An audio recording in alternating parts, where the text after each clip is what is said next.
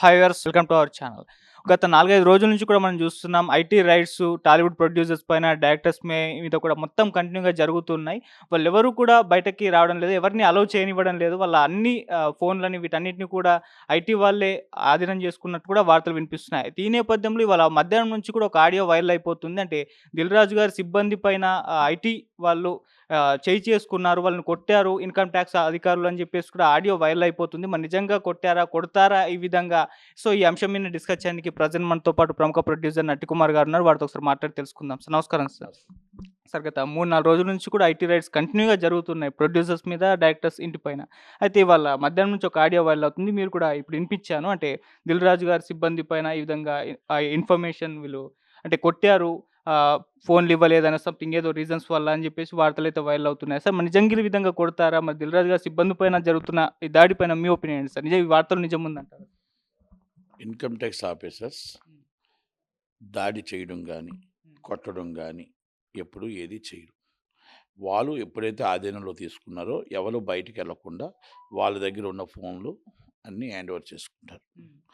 ఇది ఫోన్లు ఇవ్వకపోతే ఒక ఆళ్ళు కానీ వాళ్ళకి కానీ ఎదురు తిరిగితే వాళ్ళు ఇమ్మీడియట్లీ చట్టం ప్రకారం చర్య తీసుకొని వాళ్ళు పోలీస్ స్టేషన్కి తీసుకొచ్చి వాళ్ళని కేసు రిజిస్టర్ చేసి మా మా మా వెరిఫికేషన్కి ఏదైతే మా రైడింగ్కి అడ్డుపడుతున్నారు కాబట్టి మా విధి నిర్వహణ దాంట్లో అడ్డుపడుతున్నారు కాబట్టి ఇమ్మీడియట్లీ కేసు రిజిస్టర్ చేసి అరెస్ట్ చేస్తారు. హ్మ్. ఇది మామూలుగా ఉంటుంది తప్ప నాకు తెలిసి ఎవరో ఇప్పుడు ఈడొచ్చి కొట్టేస్తున్నారు అది తప్పు. హ్మ్. అంటే వీళ్ళే ఏమాత్రం ఇన్కమ్ ట్యాక్స్ మీద తిరగబడ్డారేమో, ఓకే. లేకపోతే వాళ్ళు ఏమైనా అడిగితే సమాధానం చెప్పలేదేమో, లేకపోతే వాళ్ళు అడిగితే ఫోన్లు ఇవ్వలేదేమో. అంటే వాళ్ళకేంటంటే సహకరించాలి.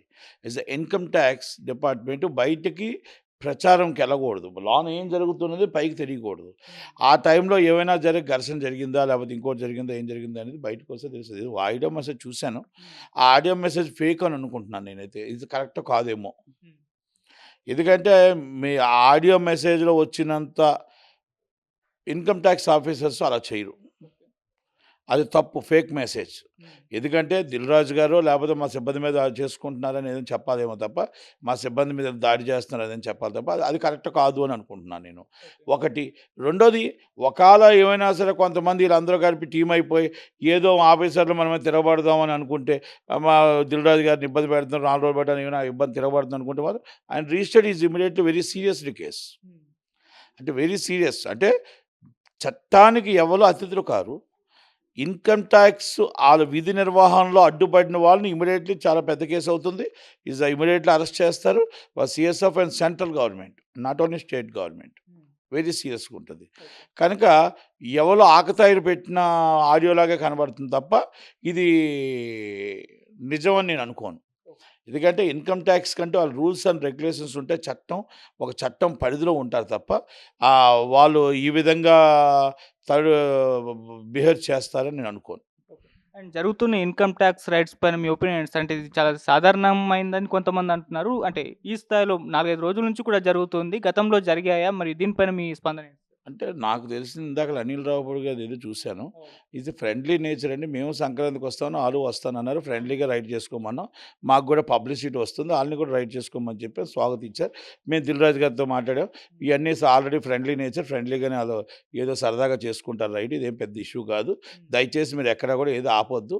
ఇయన్నీ రొటీన్ పద్ధతులు అని చెప్పారని వాళ్ళు అంటున్నారు. ఓకే. బయట మొత్తం చాలామంది ఏమంటున్నారంటే, మొత్తం టోటల్‌గా ఈళ్ళకి ఫేక్ కలెక్షన్ చూపించి, ఇన్ని వందల కోట్లు ఎక్కడి నుంచి వచ్చాయి, గతంలో ఈళ్ళు బకాయిలు పడ్డారు, గతంలో జీఎస్టీలు పడ్డారు, అలాగే కొన్ని కంపెనీల్లో డొల్ల కంపెనీలు పెట్టారు.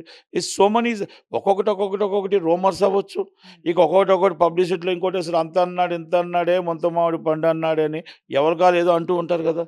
ఇయన్నీ మన పరిగణలో తీసుకోకూడదు. Is a statement of income tax and department. ఇది 4 డేస్ చేశారు కాబట్టి, వాళ్ళ స్టేట్మెంట్ దాకా మనం వెయిట్ చేసి చూడాల్సిందే. నెంబర్ 1.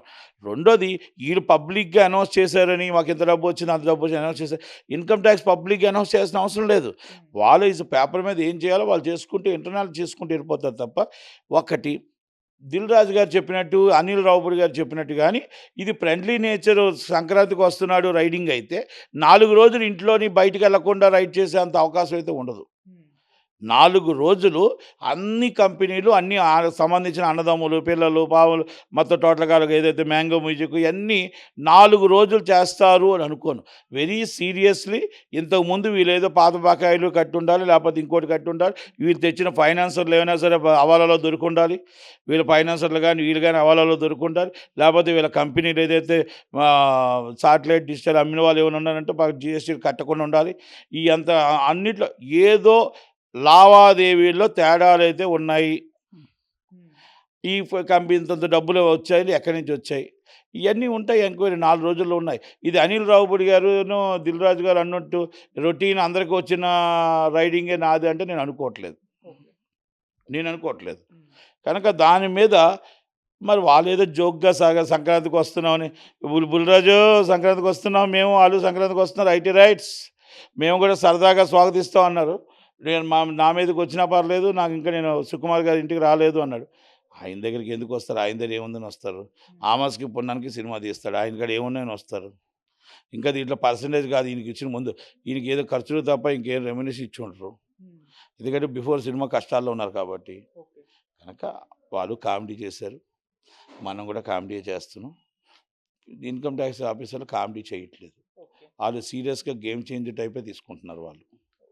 కనుక సంక్రాంతికి వస్తున్న కామెడీ, గేమ్ చేంజర్ సీరియస్. అది. అండ్ ఇంకోటి 'వెంకటేష్' గారు కూడా ఒక స్టేట్మెంట్ ఇచ్చారు సార్. నేను వైట్‌లోనే మనీ తీసుకుంటాను. మిగతా హీరోల సంగతి నాకు తెలీదు అని చెప్పేసి ఒక మాట అన్నారు. అయితే ఇప్పుడు ఒక చర్చ జరుగుతుంది. హీరోలకి, ప్రొడ్యూసర్స్ మధ్య ఈ ట్రాన్సాక్షన్స్ వైట్‌లో ఉంటాయా? బ్లాక్‌లో ఉంటాయా? అంటే ఇంకో కథనం కూడా సర్క్యులేట్ అవుతుంది. మామూలు ఒక హీరో రెమ్యునరేషన్ 50,00,00,000 ఉంటే సార్ వాళ్ళకి 50,00,00,000 అనుతుంది. దాని మీద కట్టాల్సిన టాక్సెస్ ఏవైతే ఉందో అది ప్రొడ్యూసరే చూసుకుంటాడు. ప్రొడ్యూసర్ మీదే ఆ భారం కూడా పడుతుందని కూడా ఒక కథనాలు ప్రచారంలో ఉన్నాయి సార్. ఎంటర్‌గా ఈ వ్యవహారాలు ఏ విధంగా ఉంటాయి? ఎంతుంటే అంత జీఎస్టీ ప్రొడ్యూసర్ ఇవ్వాలి. వాళ్ళు ఇన్వాయిస్ ఇస్తారు. ప్రొడ్యూసర్ 100,00,00,000 అయితే 100,00,00,000కి 118,00,00,000 మనం ఇస్తే ప్రొడ్యూసర్‌కి వాళ్ళు ఇన్వాయిస్ ఇస్తారు. 50,00,00,000 అయితే 59,00,00,000 మనం ఇవ్వాలి. ఇన్వాయిస్ ఇస్తారు వాళ్ళు. అది రెగ్యులర్ పరిణామమే. కాకపోతే ఒకటి ఆ వెంకటేష్ గారిని పాపం అనవసరం అవసరం లేదు. ఆయన తీసుకునేది ఎంత? దాంట్లో వైట్‌లోనే తీసుకుంటాడు. ఆయనకి అవసరం లేదు. ఆయన మంచి వ్యక్తి. ఆయన్ని బాలయ్య బాబుని లాగటానికి లేదు. ఎందుకంటే వాళ్ళు తీసుకుంది ఎంత?